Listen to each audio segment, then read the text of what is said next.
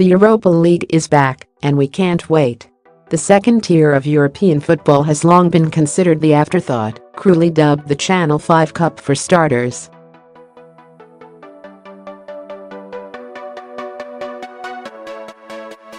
However, that's all changed now with clubs, players and even fans getting more and more into it.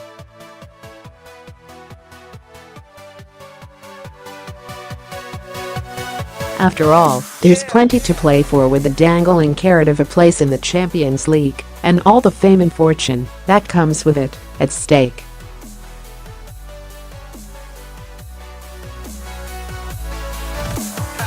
But why should the neutrals look forward to the Europa League? After all, following the prime cut of steak that is 2 nights of scintillating Champions League action, why settle for the burger of Europe's second tier? Well, we're here to tell you all about why you should set your alarms for 6 p.m. and join us in front of the TV.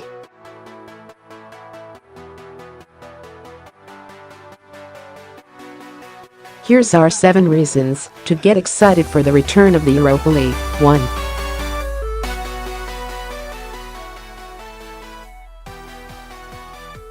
It's gonna happen. Arsenal will kick off their European season in the continent's second tier for the first time since the 1997-98 season.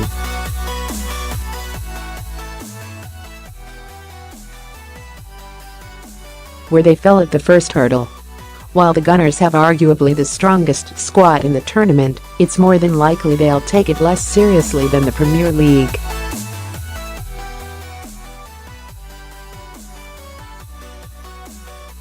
While fans will be demanding victories, Arsene Wenger will likely throw in a little squad rotation, which in turn could bring some unsavory results.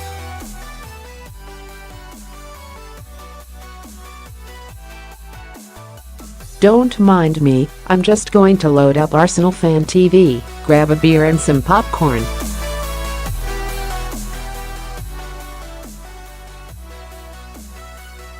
And wait. 2. Well, Everton and Everton are back in Europe, and that's something to look forward to.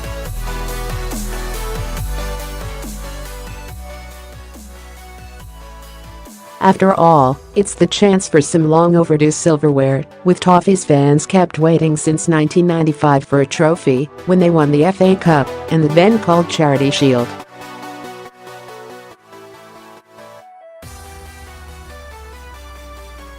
In Europe, the 1985 Cup Winners' Cup remains the only mark on the honours board.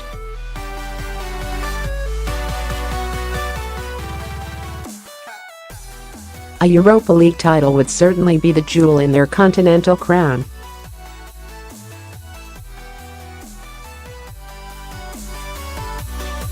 Three. The Champions. It's the song every football player and fan wants to hear, the Champions League anthem.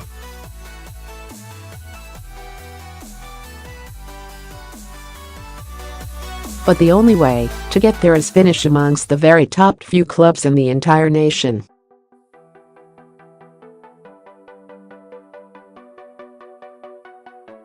Or win the Europa League. Since the rules were changed to grant the second-tier winners Champions League status, teams have been taking it more seriously.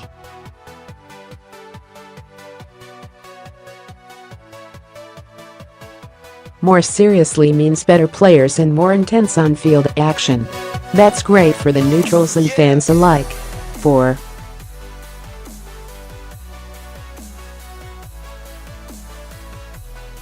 Starry night. Speaking of better players, the stars will be out on show tonight. Massive European giants including AC Milan, Villarreal and Nice will be taking to the turf on Thursday.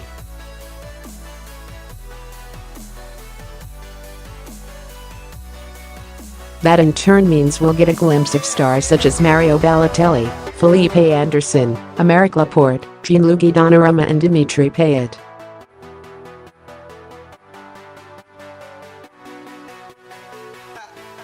How good is that? 5. Who are ya? While most clubs will unleash the stars on the night sky, Arsenal could be set to break the mold.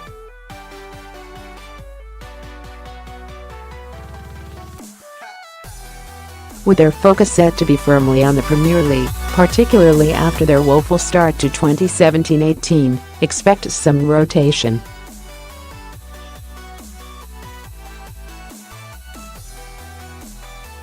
Alexis Sanchez could be in line for a start after failing to cop the move away from the Emirates this summer, while Jack Wilshere could make his first-team return.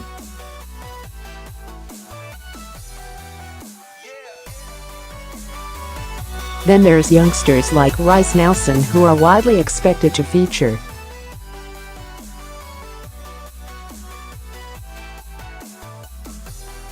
And how can you not enjoy watching some young prospects be given a chance at the big time? 6.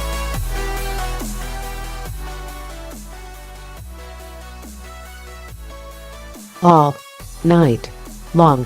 There are 24 matches to choose from tonight. Yes, 24. That's an incredible night of football, but better yet, they're spread out across the entire evening.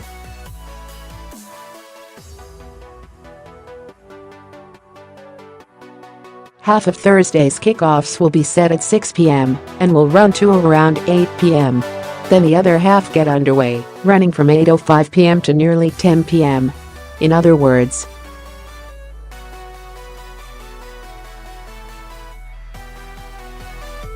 "4 hours of football in bliss." 7. Europa League.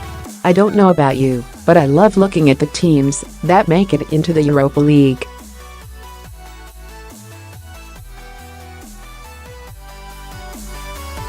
For starters, some teams aren't even from Europe. I'm looking at your Astana. But it's not only the geography, it's the nation's love of the underdog.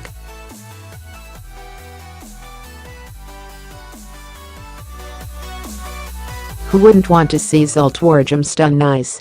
Or Skanderbu get something from Dynamo Kiev? The Europa League is